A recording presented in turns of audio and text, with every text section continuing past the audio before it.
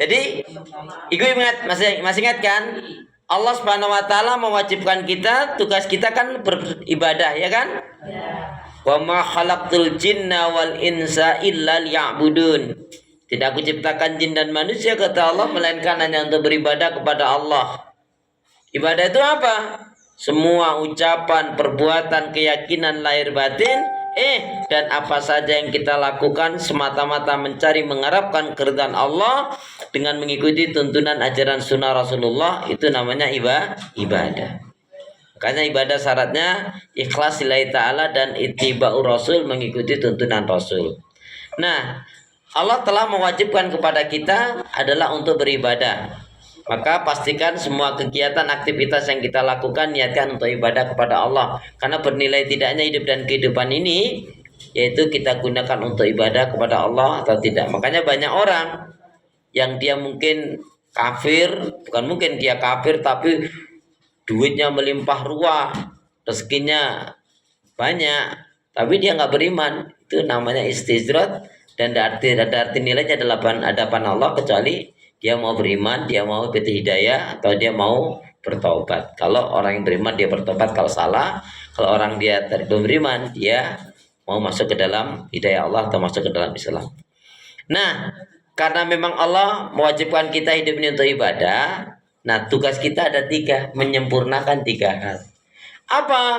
Yang pertama yang wajib kita sempurnakan adalah ikhtiar.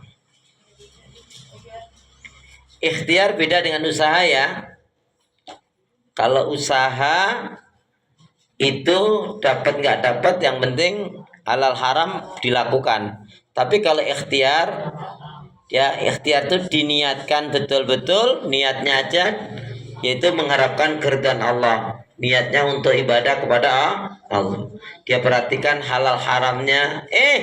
Kalau dia dapat rezeki, dia infakkan, sedekahkan di jalan Allah, atau dia gunakan untuk kebaikan amal soleh. Dia tidak akan nabrak larangan-larangan Allah. Waktunya sholat, dia sholat. Dia juga dengan kejujuran.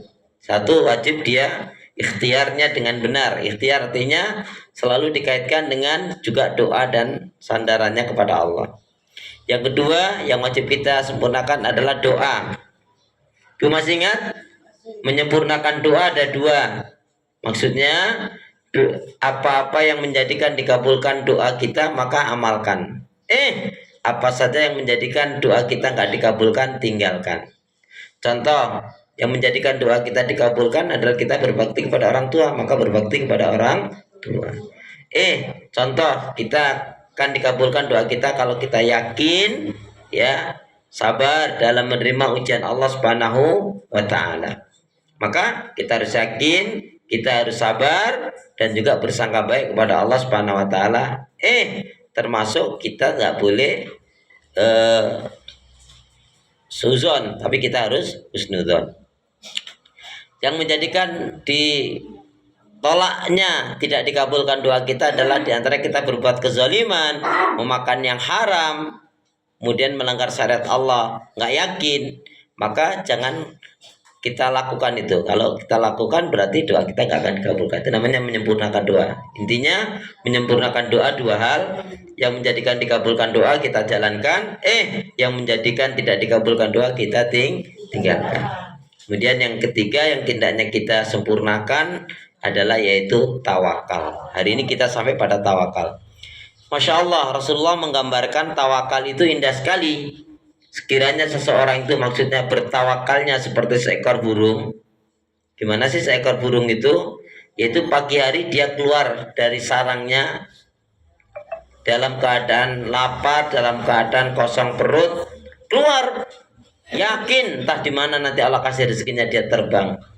Pulang kenyang balik lagi. Dan setan kadang-kadang untuk manusia ini nggak yakin. Maka dia pergi ke dukun para tidak normal. Nah, sedangkan kita